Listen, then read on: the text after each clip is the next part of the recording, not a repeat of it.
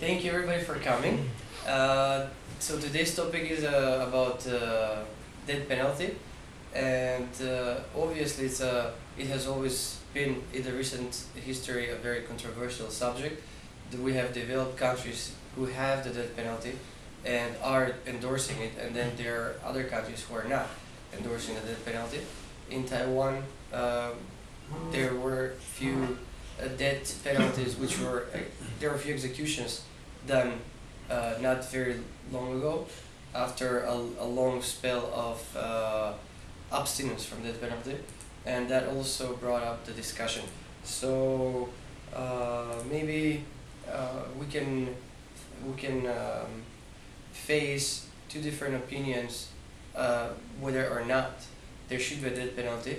It's interesting to note that a lot of people are not very clear on the subject, and a lot of people are generally against death penalty. However, many of them think that in some cases there should be death penalty. I remember when I was studying in Taipei, I was surprised at the number of young, educated, smart Taiwanese students who were pro death penalty, and they think that it is something that should be still there. So, with this being said, let's hear what John has to say, and then maybe we can start asking questions. Okay. I should just state that this is a debate rather than a speech. Right. So this, what I have compiled, put together, is some of the more popular arguments on both sides of the death penalty debate. And I guess the beginning is the definition of the death penalty. We all have an idea about what it is. The death penalty refers to the lawful infliction of death for punishment for crimes committed. Most people have this idea that it's something that's handed down in court.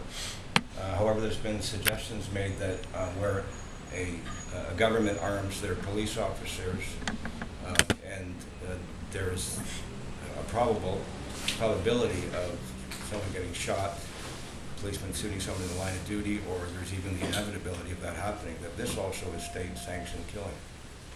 But for the purposes of this debate and what I've compiled, the arguments that I researched were for the death penalty as it relates to justice within the courtroom.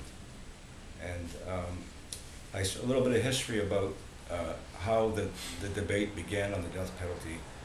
In the 1750s in Europe, there was some jurists and also philosophers started to ask questions about the death penalty. Firstly, about the humanity of it. Is it humane?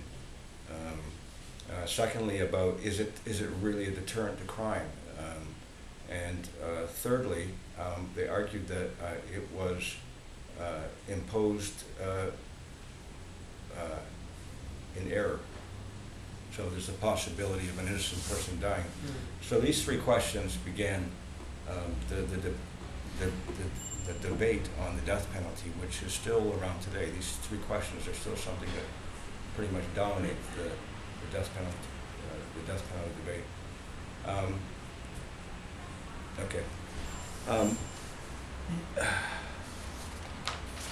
Let's get right to the meat and potatoes. Deterrence was the first argument, and I'm going to start with the for side. And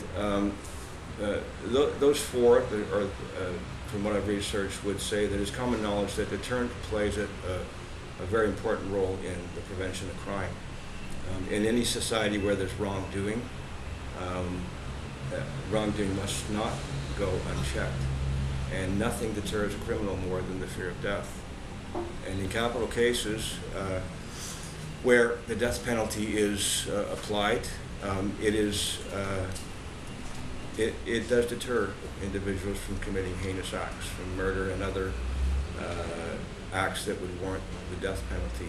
And often, along with this argument, in most cases where an individual is charged with a capital case and the possible outcome is death, they will always try to plead for the lesser life sentence over death. So this is an indication that criminals do fear death more than they do fear life imprisonment. And because of this, this is proof of deterrence. The against side would say that there's no conclusive evidence that the death penalty is a deterrent. And in fact, statistically, numbers have shown that in countries around the world that have abolished the death penalty, the capital crime rate, the murder rate has not either risen or fallen in any significant trend. In the United States, where only some of the states still retain the death penalty, and recently, in the last 10 years, 5 of them have abolished, the numbers have not changed. So there is no conclusive evidence that the death penalty actually does deter murder and other capital offenses. And those against would say that social science has discredited this theory. Okay, and let's move on. I'm just going to give a brief introduction to each one. I'm trying to keep this as unbiased as possible, so I'm reading a lot right from what I found, I've researched on the webpage. The cost of life imprisonment versus death. This is probably the newest argument because of in the last century, in the last 50 to 100 years, the appeal process has lengthened. And the cost of appealing a capital death penalty case is very expensive. So this has become more and more an issue when countries, governments are considering, should we apply the death penalty? Is it cost effective? Abolitionists would contend that, my eyes are bad. This is going on YouTube, eh? My eyes are bad, I just declared my age. So the cost of death penalty is about 2 or 3 times greater than the cost of life imprisonment. But their numbers are based on just the initial trial. And in fact, that even though an individual is not sentenced to death, they're sentenced to life imprisonment, they still have access to the same appellate process that a death row inmate has. Basically, there's a couple that are really specific to the death penalty, but the length of the appeal process can go on as long as any death penalty case. So in fact, there's nothing to suggest that the death penalty or the death row inmates occur at greater cost to appeal and to incarcerate as well. This is what the for the death penalty would contend. While on the other side, those against the death penalty will say that that's not true, is that actually in most countries, in America, in most modern societies, most modern courtrooms, whenever there's a death penalty case, the due process becomes more diligent. And there's an additional pre-trial process, which is quite lengthy and very costly. There are actually 2 trials. In America, there's 2 trials, one to determine guilt and innocence, and one to determine whether it warrants the death penalty. And throughout these processes, the accused is allowed more access to lawyers, to not only lawyers, but to investigators and other jurists that would investigate the case for them and also research critical legal precedents. So actually the appeal process or the trial process for the death penalty cases is more comprehensive, it's more costly, and on top of that, the incarceration, the security that's required for a death row inmate is more labor intensive. There's a ratio, a much lower ratio of prisoner to guard. The security measures are much stricter, so the cost to incarcerate death row inmates is a lot more than to incarcerate a person who's in prison for life. So the against side would say that that the cost of life is significantly lower, and there is evidence of this in the trial. There are others that say of this particular issue that should economics be a factor in justice? If it comes down to the end, and actually there's there's evidence that actually some of the recent states that have abolished have, this is one of their main points, is just the absolute cost of executing people. And it's become one of the deciding factors. And there are those that say this should not even enter into the debate on the death penalty, because money should not be an issue when it comes to justice. It should not predominate justice. Justice should be blind and operate, go in whatever direction that it needs to go, regardless of the cost. Okay. Irrevocable mistakes, which is a wrongful conviction and death of an individual. The death penalty side would say that there's no system of justice can produce 100% accuracy. Wherever there's rely on human testimony for proof, there's going to be a margin of error. But the society would plunge into lawlessness if we could not rely on reasonable assumptions. And the reasonable assumptions, they would say, are that we need to determine what it is that we are comfortable with in terms of accuracy, in terms of reasonable doubt. And we have to, because we are not gods, we cannot oversee, we're not there at the scene of the crime. We rely on many things that are not 100% accurate, but they're the best available evidence that we have as human beings. The foresight would say that yeah, there's going to be mistakes, but and a system of justice, the death penalty, demands a higher standard for the death penalty cases. But however, the risk of making a mistake with the extraordinary due process applied to the death penalty cases is very small, and they would contend that there's no evidence that anyone has been wrongfully executed.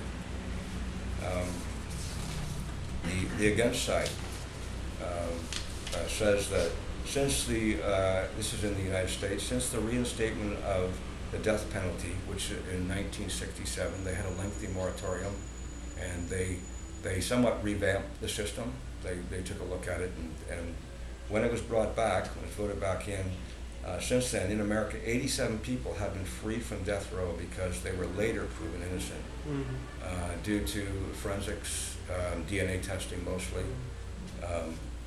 which obviously is more accurate than human testimony. Sorry, I just switched to the other side there.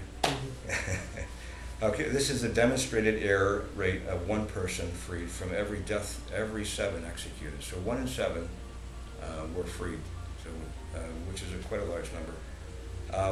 When the consequences are life and death, we must demand the highest of standards for our system of justice.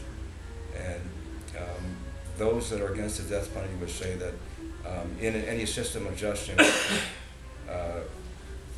we should allow many to go free before we incarcerate one or execute one. We should stop and pause and reflect to be sure that what we are doing is right and just.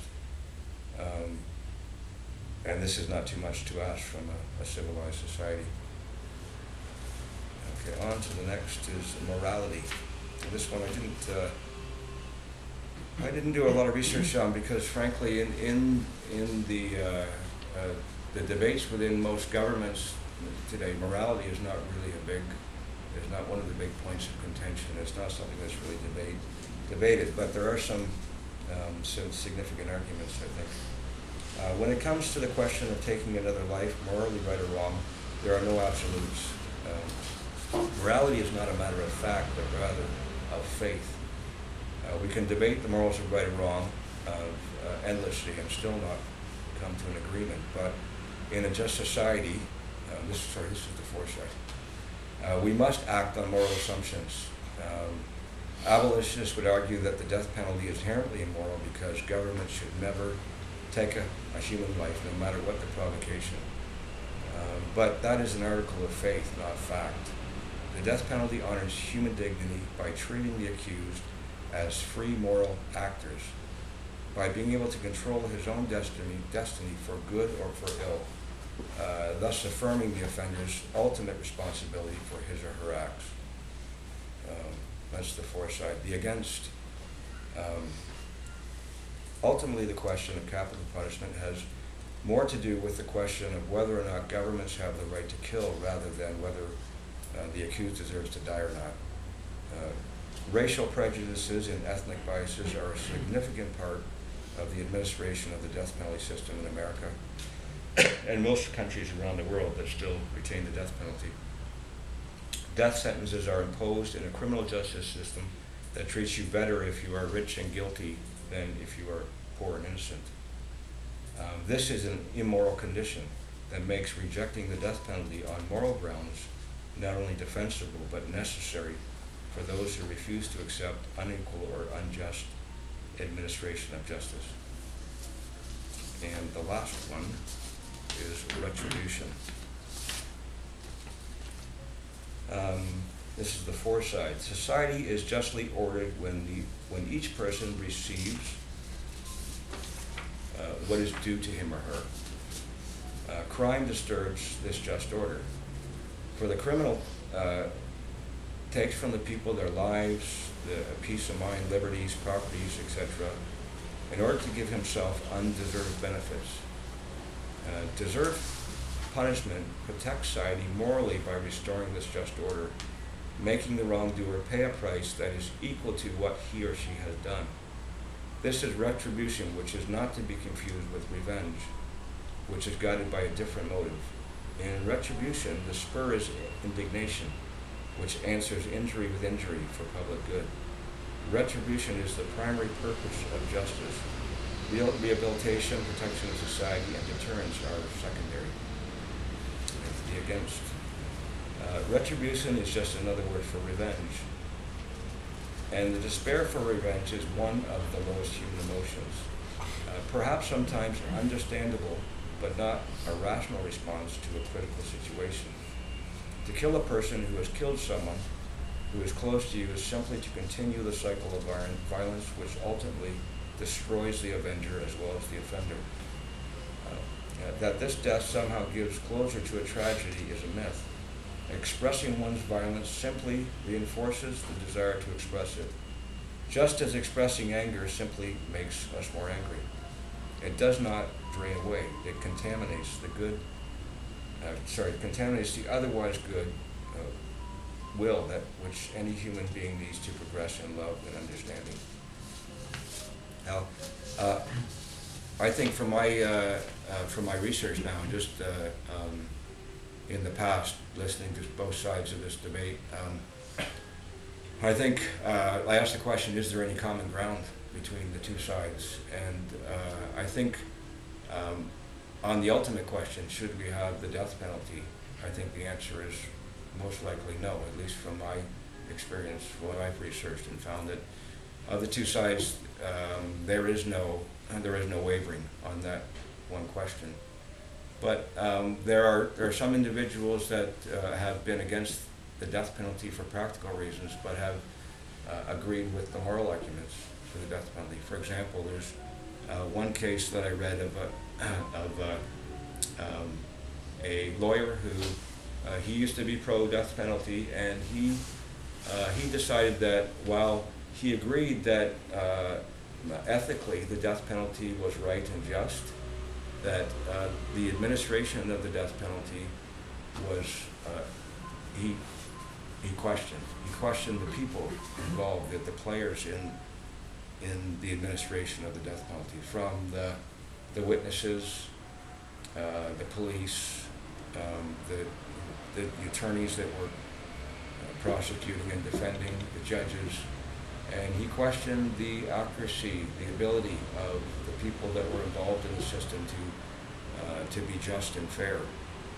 And so he switched sides because of this, not for ethical reasons, not for moral reasons, but for practical reasons, that the death penalty was not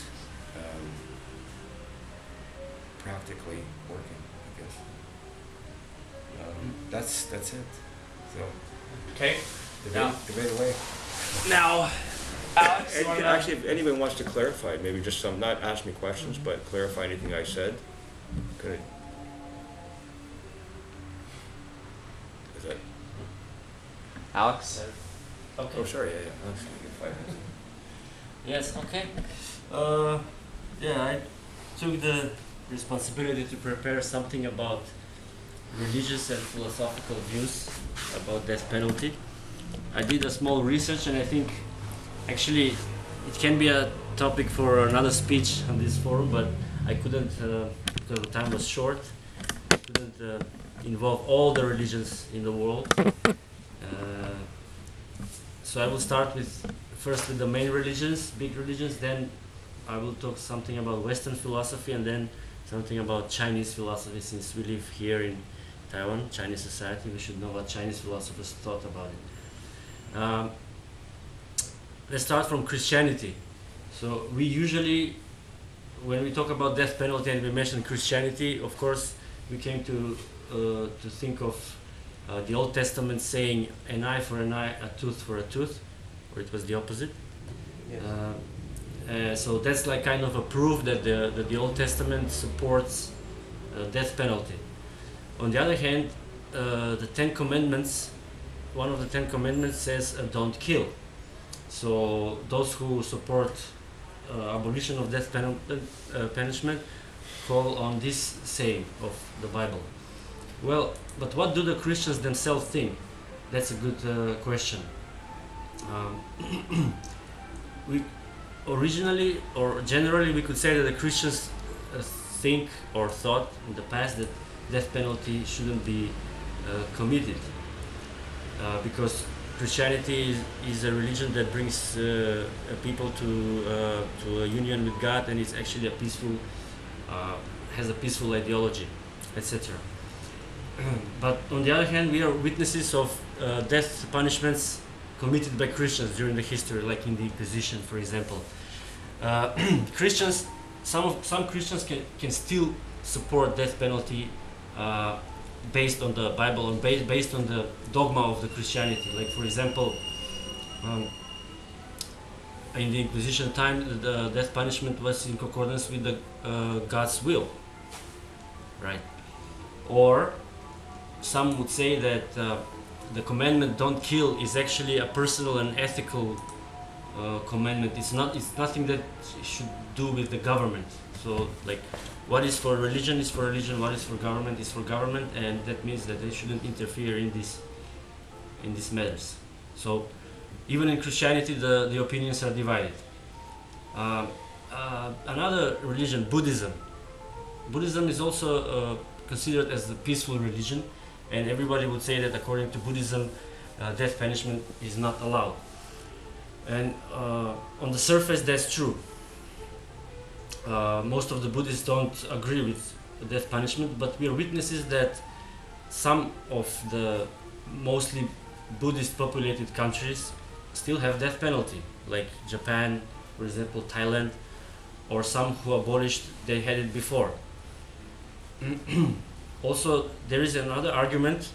There is actually a big argument of the Buddhist philosophers or Buddhist practitioners that death penalty can be equated to karma. So that's like following the karma. Karma is like the system of causality. Like what will happen to you in the future is actually a result of what you did in the past. So some Buddhists actually support death punishment by saying that that's the karma. So we can see that in Buddhism also the opinions are divided. As for Islam, in the Quran, I found one sentence in the Quran clearly that says that killing a murderer or someone who has misfortuned the land is allowed. I'm paraphrasing. So all other killings are not allowed. So that means death punishment is allowed for murder, and in modern terms we will say treason if you betrayed your nation. But what is different between Islam and Buddhism and Christianity is that Islam doesn't give if you just take this sentence, it doesn't give any ideological support. It doesn't support this statement on Islamic dogma. Well, I'm not sure. I haven't read the Quran, all of it. Maybe there is. But if we just take this statement is just you can do, but they don't say why. whether in Christianity and Buddhism we saw they have reasons why. Okay, let's go to Western philosophy. I would talk mostly about the early modern period, the period of the great ethic philosophers like utilitarians, John Stuart Mill and Jeremy Bentham, and those who supported the ethics of duty like Immanuel Kant. All of them were for death penalty. Most of the Western philosophers were for death penalty. Even I forgot to mention like Thomas Aquinas, who is a Christian theologian, Christian philosopher. He also supports the death penalty. Well, the Kantian ethics is based on duty, which means that an act is bad just because if we agree that this act is good, that means that we agree to happen to us too, and this is logically impossible. So if we say that like murder is not a bad act, that means that you accept to be committed to you. So he defines good as something that everybody would allow to happen, even on themselves. I'm a little bit oversimplifying now. And he allows death punishment on this, actually on these retributive arguments, as John mentioned, which to me are not much clear, because he says a murderer should be punished by death penalty. And here there are a lot of objections to this argument. Okay, then how do you punish the rapist? By raping? Or how do you punish a childless kidnapper? And so on, so on.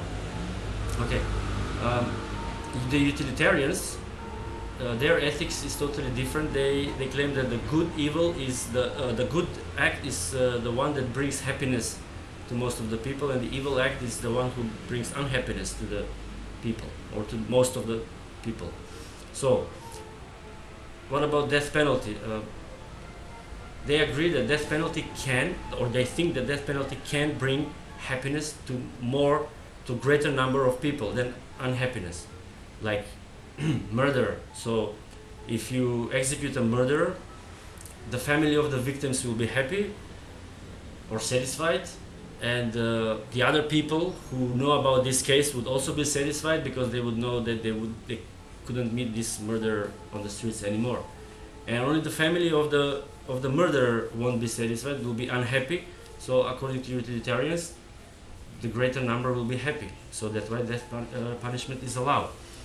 Which this argument is also a little bit shaky, because some would argue that you can't know actually, would the family of the victim really be satisfied and happy about murderer being killed? How would you know? How would you know that? And there are cases today like a family of the victim say that they don't want death punishment for the murder. What is different between utilitarians and Kant is that Kant allows death punishment only for guilty people, while in the case of utilitarians, death punishment can be committed to not guilty people. So they would allow, according to their argument, it's allowable, because if this act brings happiness to most of the people, then why not? But on the other hand, they would refrain for committing a death punishment if they think that this case would bring unhappiness to most of the people. And at the end, the Chinese philosophers, I would mention Confucius and Lao Tzu. Once Confucius was asked by a ruler, like if he could, the ruler asked Confucius, said, if I could put to death all those who don't follow the way, the way of living, then all those who follow the way of living would be free and more satisfied and happy. And Confucius said, but if you try to renovate the country, then you wouldn't need to apply death penalty. So, but this is also a little bit tricky, because Confucius didn't say directly that he doesn't support death punishment. He just said that if the ruler established a very good government, then the people wouldn't commit crimes and there wouldn't be necessity of death punishment. So it's a little bit tricky whether Confucius supported or not death punishment. As for Lao Tzu, Lao Tzu brings something that is called, I would call, metaphysical argument, based on his metaphysical ideas. That Lao Tzu believed that all things in the world have their origin, and they are not permanent. So when they come to an end, they go back to the origin. This origin, he called it Tao. In one chapter of his book, he says that only the master executioner can kill, or the Lord of Slaughter can kill. So if you want to kill for the Lord of Slaughter, that means like you are taking the hew or the axe from the carpenter to cut a tree. You might cut yourself because you're not trained to do that. The Lord of Slaughter is a symbol for the origin of the world, the ones who give you life and the ones who can have the right to take your life. And of course this is based on his ethics on Wu Wei, something I talked before, like non-action or not doing too much action.